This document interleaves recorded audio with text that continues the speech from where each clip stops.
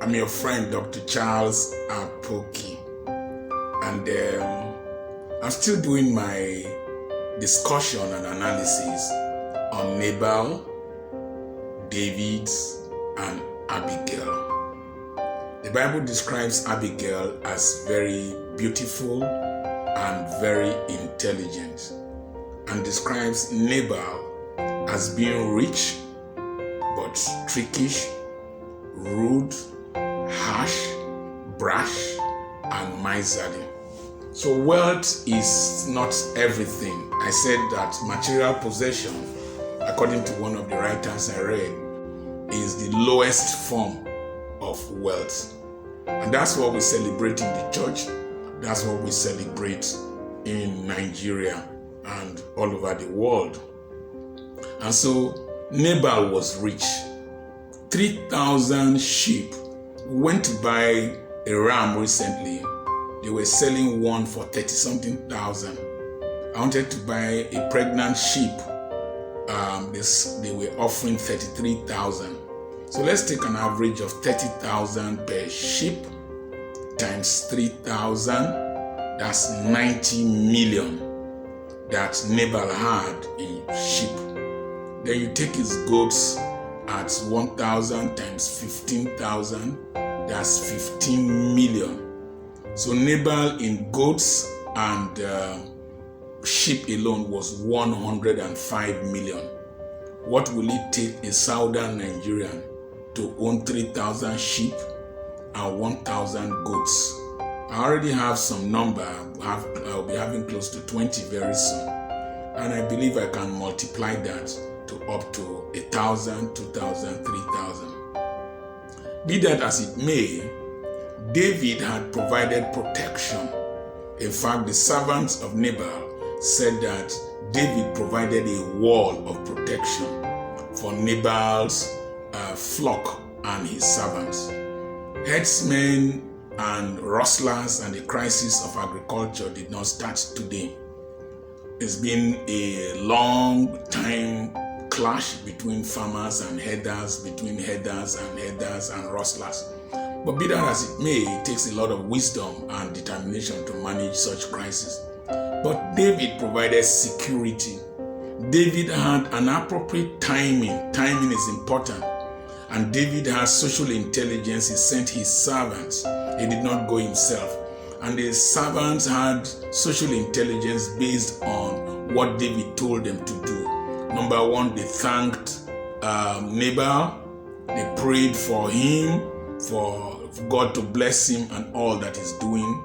They stated their case.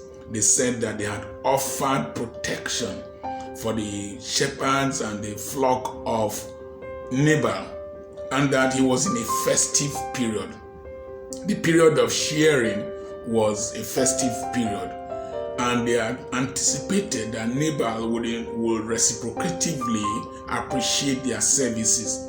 They did not place a direct demand. They said he should give to them whatever he had to give to them. But Nabal was not wise. Nabal spoke very rudely. Like most rich people who do not understand the processes and the problems and the challenges of life, they see their successes as if it is their own efforts alone. They don't know it comes from the blessings of God, because some people had the same opportunities with them and did not do well. And then he said, who is this David, son of Jesse? That means he knows David. He knows David had killed Goliath. He knows David had spared the life of Saul, but he despised David. He said, who is this David, son of Jesse? He said, nowadays, master, who does he think he is? That was the rude statement he made. You see, sometimes people talk. People do not know the capacities of those they are talking to. When I see young men make stupid comments on my post and stupid comments on other people's posts, I always wonder, do they sit down and reason? Do they know who they are talking to? Some people make comments on my post here, and people from all over the world were calling me and telling me to ignore such a brat. So you now find out that Nabal insulted David, made false accusations against David. that several servants are running away from their masters, while David, in the sense, number one, was not a servant of Saul. He was an anointed king. He had killed Goliath. He had spared the life of Saul.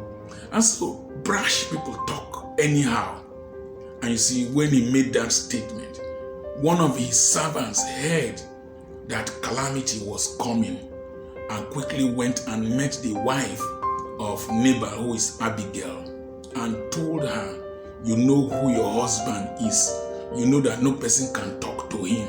You know that he is brash and rude. For your servant to describe you in such terms to your wife, and subsequently for your wife to describe you in such terms to David, it means that something is wrong. Seriously wrong. I told you that people with bad character are like people with body odor. They don't know that they irritate people. I told you that people with bad character are like people with mouth odor. They don't know that their mouth smells. And most people with mouth odor talk anyhow. But this servant told Abigail that calamity is coming. He had social intelligence. He knows the capacity of David.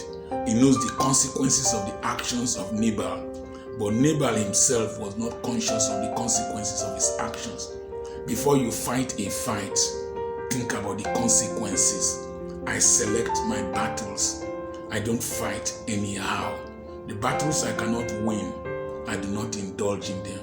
When you see somebody who talks carelessly, responds recklessly, he always invites trouble to his life. A lot of the challenges and problems you have had in life are as a result of the consequences of your tongue, consequences of your attitude. He said that the animals he has slaughtered are not for people like David, but David just made a passionate appeal which he was supposed to respond to. We will see later that Abigail took food from Nabal without Nabal's knowing, meaning that there is more than enough. What will it have taken him to prevent a calamity? Weigh the consequences of your speeches, the consequences of your actions, and think about the price you will pay and the cost of what it will take you to overcome such consequences. I'm your friend, Dr. Charles Apoki. These are consequences we must weigh. God bless you.